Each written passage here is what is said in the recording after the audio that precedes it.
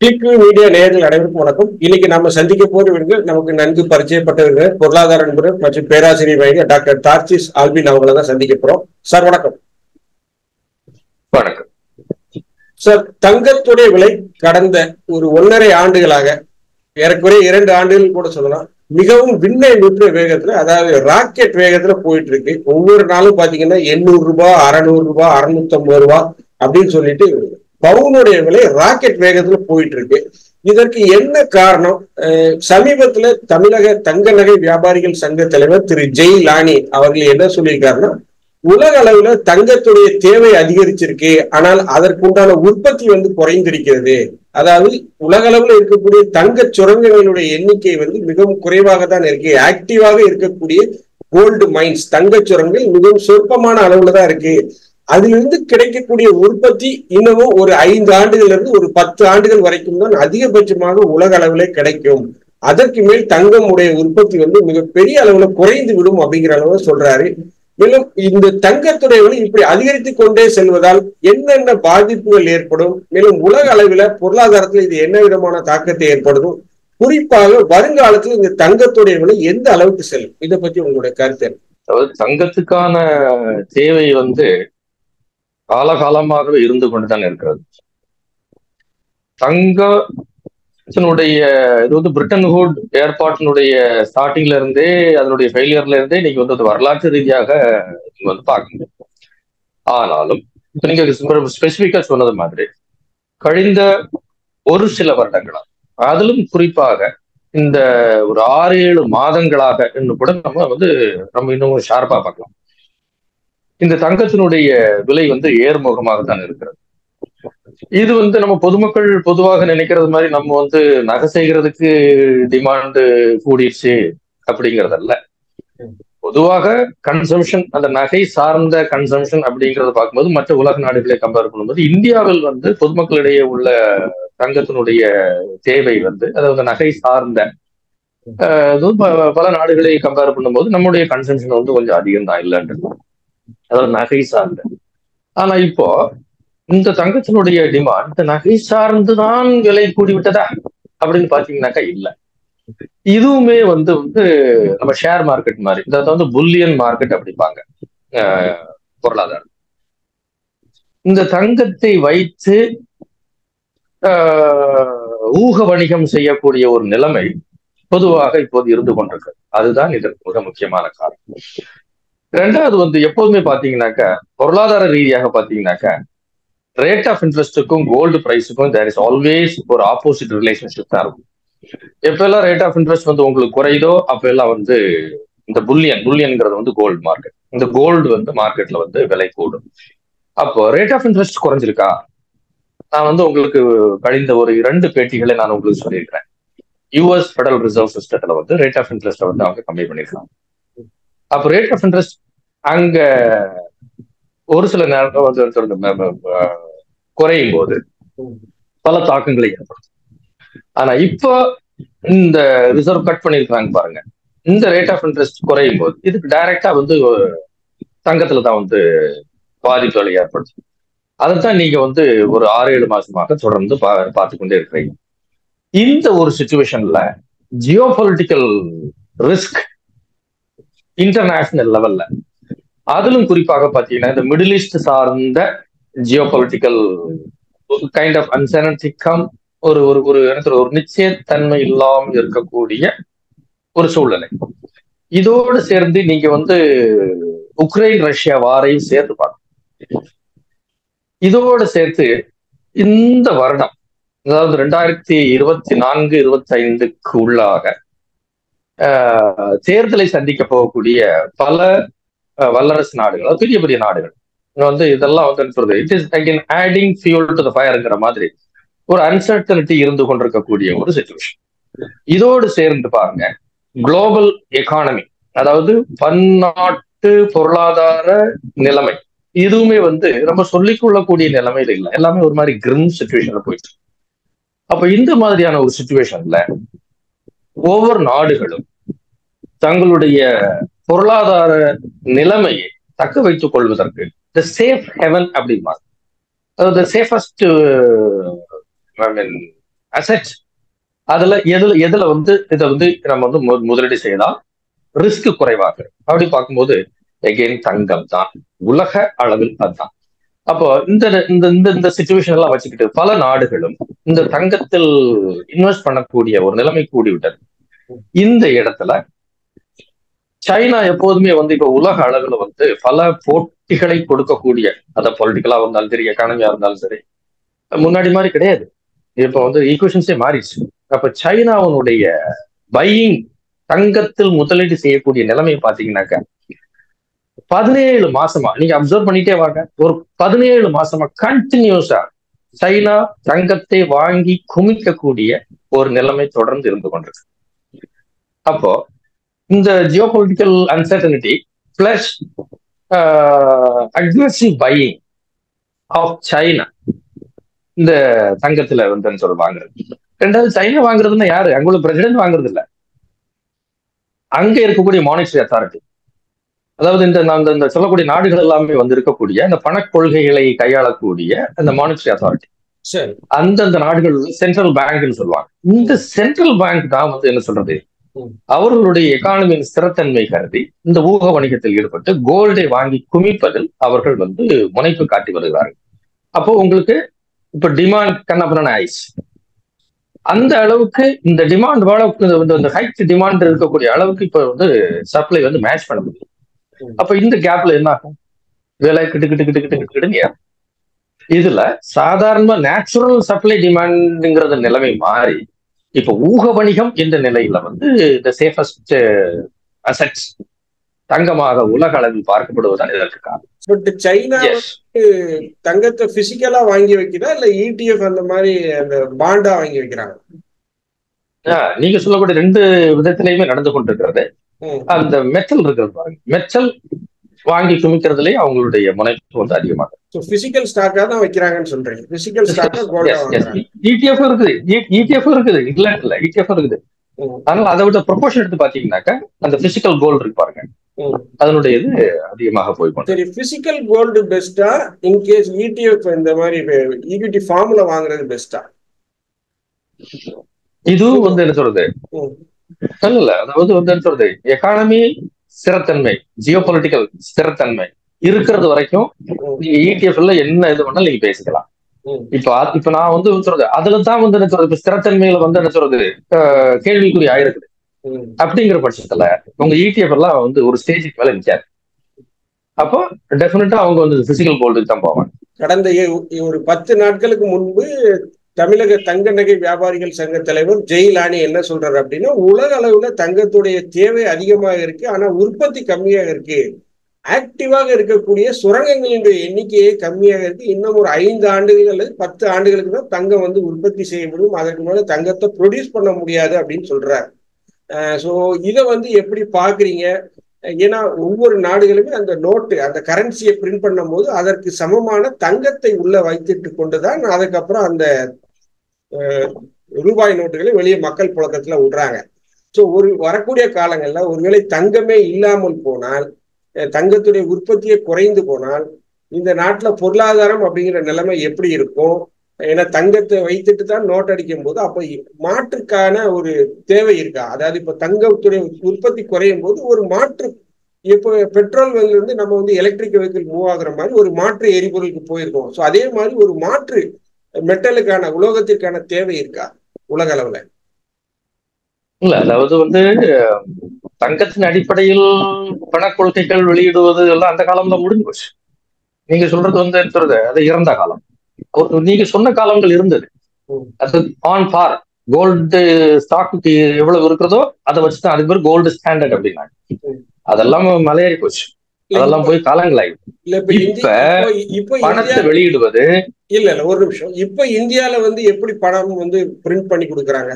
ஒரு பணம் வந்து 1 லட்சம் கோடி பிரிண்ட் ஆகி வெளியே வருது அப்படின்னா அதற்கு சமான தங்கம் ஏதாவது ஒண்ணு இருக்கணும் இல்லையா? ஒரு இது இருக்கணும் இல்லையா?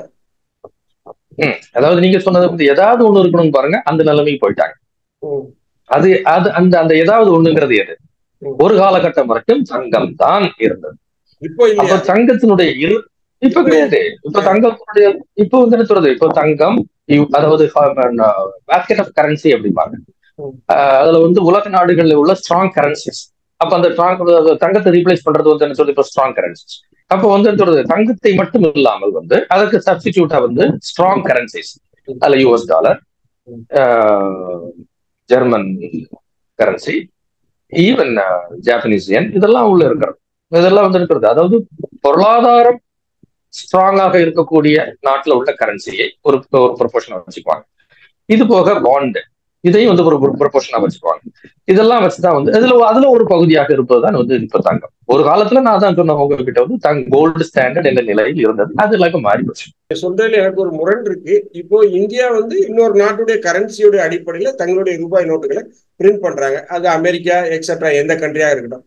ஆனால் சைனா அது மட்டும் இல்ல, கோல்டும் இருக்கு, ஊடால கோல்டும் இருக்கு. சரி, இடையில கோல்டும் இருக்கு. பட் சைனா ஒரு மிகப்பெரிய வல்லரசு, பொருளாதாரத்துல மிகப்பெரிய ஒரு ஜாம்பவான், அமெரிக்காவுக்கு நிகராக போட்டி போடக்கூடிய ஒரு நாடு. அந்த நாடு தங்கத்தை வாங்கி குவிக்கணும்னா அதுக்கு என்ன அவசியம்? அப்போ ஒரு பொருளாதார ஸ்திரத்தன்மை வரப்போதா? சோ ஏன் இந்த நடவடிக்கையை சைனா எடுப்பதற்கு என்ன காரணமாக இருக்கலாம்? அதுக்கு நான் உங்களுக்கு ஸ்டார்டிங்ல உங்களுக்கு பதில் சொல்லிட்டேன். என்ன அப்படின்னாக்க, தொடர்ந்து இருந்து கொண்டிருக்கக்கூடிய ஜியோ பொலிட்டிக்கல் ரிஸ்க், அதுக்கான மிடில் ஈஸ்ட் உங்களுக்கு சொன்னேன். ஊடால நான் வந்து ரஷ்யா உக்ரைன் அந்த வாரை நான் சொன்னேன். இதெல்லாமே வந்து பாருங்க, ரஷ்யா உக்ரைன் வாருங்கிறது வந்து ஒரு தாமரை இலை மேல தண்ணீர் போல நடக்கக்கூடிய ஒரு விஷயமாக தற்போது போயிடுச்சு. ஒரு பெரிய இரண்டு நாடுகளுக்கும் இடையிலான ஒரு அக்ரெசிவான வாரவா இல்ல, வளைகுடா போர் மாதிரி இல்ல, ஈரான் ஈராக் போரோ இல்ல அமெரிக்காவுக்கும் ஈராக்குக்கும் இடையில போர் மாதிரி ரொம்ப அக்ரெசிவாக இல்லை. அது ஒரு தாமரை இலை மேல் நடந்த தண்ணீர் மாதிரியே தான் இருக்கு. அதே மாதிரிதான் இஸ்ரேல் ஹமாஸ் போரும் அப்படிதான் போயிட்டு இருக்கு. அது ஒரு முடிவுக்கு வரக்கூடிய சூழ்நிலை ஆயிடுச்சு. இதெல்லாமே வந்து இல்ல நீங்க வந்து என்ன சொல்றது, Ukraine Russia independent two countries அப்படிங்கிற லெவல்ல பார்க்க கூடாது. ரஷ்யா நேச நாடுகள், உக்ரைன் ரஷ்யாவிலிருந்து பிரிந்து போன நாடு. அது யூரோப்பியன் யூனியனோட சேர்ந்து என்ன சொல்றது, அவங்களுடைய அலையன்ஸை இது பண்ணும் போது அது ஒரு இன்னொரு பொலிட்டிக்கல் லெவல்ல போய் அதுதான் இந்த வாருக்கே வந்து என்ன சொல்றது பிள்ளையார் சொல்லியாக மாறிவிட்டது. அப்போ நீங்க வந்து என்ன சொல்றது, இந்த இரண்டு நாடுகளை வைத்துக்கொண்டு ஒவ்வொரு நாட்டினுடைய பின்னணியில வந்து எந்தெந்த நாடுகள் வந்து கை கோர்க்கிறார்கள் என்பதை பார்க்கணும். அதனால தாமரை இலை போல நீ வந்து ஒதுக்கி தண்ணி என்பது ஒதுக்கி விட முடியாது. அதனாலதான் வந்து என்ன சொல்றது, இந்த அது வந்து இஸ்ரேல் பாலஸ்தீன், அதுல வந்து என்ன சொல்றது ரெண்டு சிறு நாடுகள், ஆனா ரெண்டு சிறு நாடுகளுக்கு பின்னணியில வந்து எத்தனை நாடுகள், இப்படி எல்லாமே என்ன சொல்றது இன்னைக்கு பின்னி பிணைந்து கிடக்கிறது. அப்ப ஜியோ பொலிட்டிக்கல் ரிஸ்க் நான் சொன்னது வந்து இதெல்லாம் சேர்ந்து கலவைதான். இந்த கலவையில் இருக்கும்போது இதோட சேர்த்து தான் நான் சொன்னேன், அந்த வேர்ல்டு எக்கானமியும் வந்து ஒரு பெரிய சொல்லிக்கூடிய அளவுல வந்து பெருசா இல்ல. நீங்க வந்து லாஸ்ட் கண்டினியூஸா வந்து பர்டிகுலரா வந்து இந்த கோவிடுக்கு பிறகு, அதாவது 2020 பிறகு பாருங்களேன், 2019 இருந்தே அப்கோர்ஸ் ஊகான்ல ஆரம்பிச்சு அப்புறம் 2021 வரிசையா உலக நாடுகள் வந்து பொருளாதார பின் அடைவை தொடர்ந்து சந்தித்துக் கொண்டிருக்கிறது. இப்பதான் ஏதோ கொஞ்சம் ரெக்கவரி பார்த்துக்குள்ள போய் கொண்டிருக்கு. அப்ப இந்த காலகட்டத்துல இந்த ஜியோ பொலிட்டிக்கல் ரிஸ்கோடு சேர்ந்து பார்க்கும்போது கொஞ்சம் உஷாராக இருக்கக்கூடிய நாடுகள் தங்களுடைய எக்கானமியை ஸ்திரத் பண்ணுவதற்கு இந்த மாதிரியான கோல்டு மெட்டல்ல வந்து ஹெவி இன்வெஸ்ட்மெண்ட் பண்ணி, எனக்கு நீங்க வரலாற்று ரீதியை எடுத்து பாருங்க, என்னென்னமோ கரன்சி வந்தது போயிடுச்சு, காணா போன நாடுகளா இருக்கிறாங்க. ஆனால் தங்கம், இந்த எல்லோ மெட்டல் மேஜிக் என்று கூட சொல்லலாம். அதுதான் வந்து இன்னமும் சொல்றாங்க வந்து it's safe heaven for all investors. ரெண்டாவது பாருங்க, சென்ட்ரல் பேங்க், அதாவது மத்திய வங்கிகள் ஒவ்வொரு நாடுகள் உள்ளது மட்டுமல்ல, பிரைவேட் பேங்க்ஸ் இருக்கு பாருங்க, பிரைவேட் கமர்ஷியல் பேங்க்ஸ், அவர்களும் இன்றைக்கு இந்த தங்கத்திலேயே தான் சேஃபஸ்ட் அசெட்டாக முதலீடு செய்யக்கூடிய ஒரு ட்ரெண்ட் லாஸ்ட் ஒரு 6 to 7 months வந்து ரொம்ப அக்ரெசிவா போயிட்டு இருக்கு.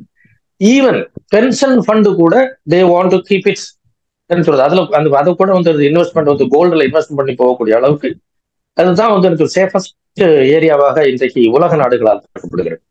அப்போ இந்த மாதிரியான ஒரு சூழ்நிலையில ஒரு அக்ரெசிவ் பையிங் ஃப்ரம் சைனாவும் சேரும் போது நீங்க சொன்ன அந்த வந்து சொல்றது ஒரு spot in demand for gold அது வந்துருச்சு, அவ்வளவுதான். இந்த சடன் ரைஸ் இந்த டிமாண்டுக்கு வந்து ஈடுகட்டக்கூடிய அளவுல சப்ளை உடனே இல்லை. எனக்கு அதுக்கு வந்து நீங்க சொல்றது எங்கேயோ இருந்து நீங்க பியூர் தங்கமாக வெட்டி எடுக்க முடியாது. நீங்க சுரங்கத்துல இருந்து பியூரிஃபை பண்ணி ப்ராசஸ் பண்ணி கொண்டு வரணும். ஆனா வேர்ல்டு லெவல்ல வந்து சப்ளை எந்த அளவுக்கு இருக்கும் அப்படிங்கிறது வந்து இந்த காலகட்டமாக இது வரைக்கும் இருந்து கொண்டிருக்கிறது. அது இன்னும் பல ரூபங்களில் மாறி as technology improves the refinement and effort to give supply of gold அது வந்துட்டு கூட்டிகிட்டு தான் வரும். அதுக்காக ஒரேடியா வந்து மேட்ச் பண்ணக்கூடிய அளவுல இருக்காது. பட் இந்த கேப்ல வந்து மெயின்டைன் பண்ணிக்கிட்டே இருக்கும். நம்முடைய தமிழகத்தை எடுத்துக்கிட்டீங்கன்னா, ஒரு சாதாரண ஒரு குடிமகன் ஒரு நடுத்தர குடும்பத்துல ஒரு பொண்ணுக்கு கல்யாணம் பண்ணி வைக்கிறவங்க நம்ம கொடுக்கறது வந்து சீதனமா கொடுக்கறது வந்து தங்க நகைகள் தான். பொதுவாக தென் மாவட்டங்கள்ல பாத்தீங்கன்னா 100 பவுன் போடுறியா 150 பவுன் போடுறியா அப்படிங்கிற நிலையில தான் இருக்கு. அதுவும் குறிப்பாக கன்னியாகுமரி மாவட்டத்துல சொல்லவே வேண்டாம். ஸோ அப்பேற்பட்ட சூழ்நிலையில் இருக்கும்போது தற்போது இன்னைக்கு ரேட் பாத்தீங்கன்னா 6260 ரூபாய்க்கு ஒரு கிராம் தங்கம் வந்து 6250 ரூபாய். செய்கூலி சேதாரம் எல்லாம் போட்டோம்னா வரிகள் ஜிஎஸ்டி எல்லாம் போட்டோம்னா கிட்டத்தட்ட 7500 ரூபாய் கிட்ட வந்துடும் ஒரு கிராம் தங்கம் வாங்கணும் அப்படின்னா. ஸோ இப்பேற்பட்ட சூழ்நிலை பொருளாதார நிபுணர்கள் என்ன சொல்றாங்க அப்படின்னா, ஒரு பவுன் தங்கம் இன்னும் ஒரு 2-3 மாதங்கள்ல கிட்டத்தட்ட 75,000 ரூபாய் வரைக்கும் செல்ல வாய்ப்பு இருக்கு ஒரு பவுன் அப்படிங்கிற அளவுல சொல்றாங்க. ஸோ இப்படியே நிலைமை தொடர்ந்தால் சாமானியன் வந்து இனிமேல் தங்கம் வாங்க முடியுமா? அதை பத்தி உங்களுடைய பார்வை என்ன? அதாவது 75,000 அதை வந்து ஈஸியா எட்டுவதற்கான பல அறிகுறிகளும் தான் இப்போதைய நிலையில் தென்பட்டு கொண்டிருக்கிறது. இன்டர்நேஷனல் லெவல்ல உங்களுக்கு வந்து என்ன சொல்றது, தேர் இஸ் எ ரேஸ், அதாவது ஹைலி காம்படிட்டிவ் பையிங் நடந்து கொண்டிருக்கிறது. இது இந்தியாவில் மட்டும் கிடையாது, உலக நாடுகளில் இது நடந்து கொண்டிருக்கு. இந்தியாவில் இருக்கக்கூடிய தங்கத்தின் விலை வந்து இந்தியாவால் மட்டுமே தீர்மானிக்கப்படுவதில்லை.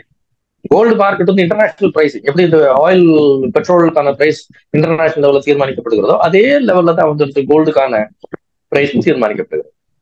அப்ப இது இவ்வளவு நிகழ்வுகள் உலகத்தில் நடந்து கொண்டிருக்கும் போது இதுல இந்தியாவில் இருக்கக்கூடிய மக்களுக்கும் அதனுடைய பாதிப்பு கண்டிப்பாக இருக்கும். அது கன்னியாகுமரி மாவட்டத்தில் உள்ள மக்களுக்கு மட்டுமல்ல, பல இடங்களில் உள்ள, அதாவது அப்கோர்ஸ் கன்னியாகுமரி மாவட்டத்துல நீங்க சொன்னதுக்கு ஒரு ஸ்பெசிபிக் ரீசன் என்ன அப்படின்னாக்க, தங்கம் ஆபரண தங்கம் கன்சம்ஷன் இங்கே கொஞ்சம் அதிகம். பொருளாதாரத்துல வலிமையா இருக்கக்கூடிய யுஎஸ் டாலர் போன்ற கரன்சி அடிப்படையில் அவர்கள் பணத்தை பிரிண்ட் பண்றாங்க அப்படிங்கிறது ஒரு ஆரோக்கியமான போக்கா? நாளைக்கு உலக அளவுல ஒரு மந்த நிலை வரும்போது, ஒரு ரிசெஷன் பெரிய அளவுல வரும்போது, உலக போர்கள் போன்ற சூழ்நிலை எல்லாம் வரும்போது எப்படி வந்து அந்த அரசு வந்து திரும்ப நிற்கும்? ஏன்னா ஒவ்வொரு நாடுகளுமே வந்து பாத்தீங்கன்னா அந்த பொருளாதார நிலை சீரழிவுல தான் இருக்கு. ஒவ்வொரு அமெரிக்காலையும் வந்து வேலையில்லா திண்டாட்டம் இருக்கு. அங்கேயும் வந்து அரசியல் ஸ்திரத்தன்மை வந்து குறைந்துகிட்டு வருது. இப்ப அடுத்து வந்து பாத்தீங்கன்னா ஜோ பைடன் வரமாட்டாரே, அவருக்கு பதிலாக இவர் தான் வரப்போகிறார் அப்படிங்கிற செய்திகள்லாம் இருக்கு. ஸோ இப்படிப்பட்ட சூழ்நிலையில இன்னொரு நாட்டுடைய டாலர்லயோ அவங்களுடைய பணத்தையோ நம்பி பொருள் அந்த நாட்டுடைய கரன்சியை பிரிண்ட் பண்றதுங்கிறது ஒரு ஏற்றுக்கொள்ளக்கூடிய செயலாக இருக்குமா? ஏன்னா தங்கம்ங்கிறது இப்ப நம்மளே வந்து ஒரு தேவைக்காக ஒரு நகையை வந்து கொஞ்சம் அடமானம் வைக்கிறோம், அந்த பொருளுடைய பேர்ல வந்து நமக்கு பணம் கொடுத்துட்றாங்க. அவங்களும் சேஃப், நம்மளும் சேஃப், நாளைக்கு நம்மளும் மீட்டுக்கலாம் அந்த பொருளை. பட் ஒரு யூக அடிப்படையில செய்யக்கூடியது அப்படிங்கிறது வந்து ஏற்றுக்கொள்ள முடியுமா? இதை பத்தி நிறைவாக உங்க கருத்தை சொல்லுங்க. இல்ல, மொத்த எக்கானமியே வந்து ஒரு லெவல் அப்படி எடுத்து பாத்தீங்கன்னாக்கா யூக லெவல்ல தான் போயிட்டு இருக்கு. நம்ம லைஃபே அப்படித்தான் போயிட்டு இருக்கு. நாளைக்கு எப்படி இருக்கும்னு நமக்கு ஒண்ணுமே சொல்ல முடியாது.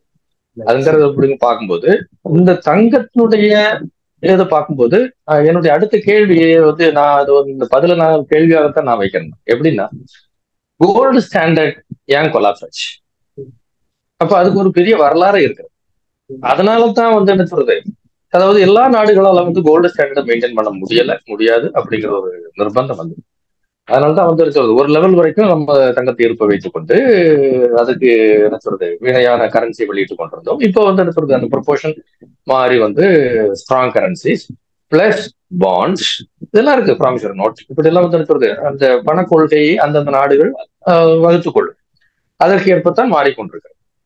இது எந்த வரைக்கும் விட்டு செல்லும் அப்படின்னு பார்த்தோம்னா வந்து என்ன சொல்றது, எந்தெந்த அசெட்டை மையமாக வைத்து இவர்கள் தீர்மானிக்கிறார்களோ பணக்கொள்கையை, அந்த அசெட் எந்த அளவுக்கு ஸ்ட்ராங்கா நிக்குமோ அதன் அடிப்படையில் நிற்கும். அவ்வளவு, வேற ஒரு இதை தாண்டி நம்ம வேற ஒன்றும் சொல்ல முடியாது.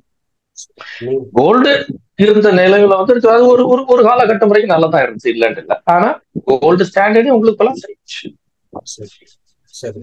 இதுவரைக்கும் நம்முடைய நேயர்களுக்கு தங்கத்துடைய விலை எதனால உயருது, இந்த நிலை தொடர்ந்தால் என்னவாகும், சாமானியனும் இப்போ வந்து தங்கம் அப்படிங்கிறது நம்முடைய தமிழக மக்கள் மத்தியில ரொம்ப காமனாக இருக்கக்கூடிய விஷயம்.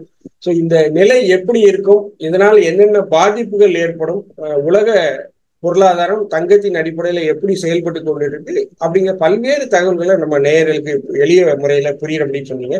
நிகழ்ச்சியில கலந்துக்கிட்டமைக்கு ரொம்ப நன்றி. நன்றி.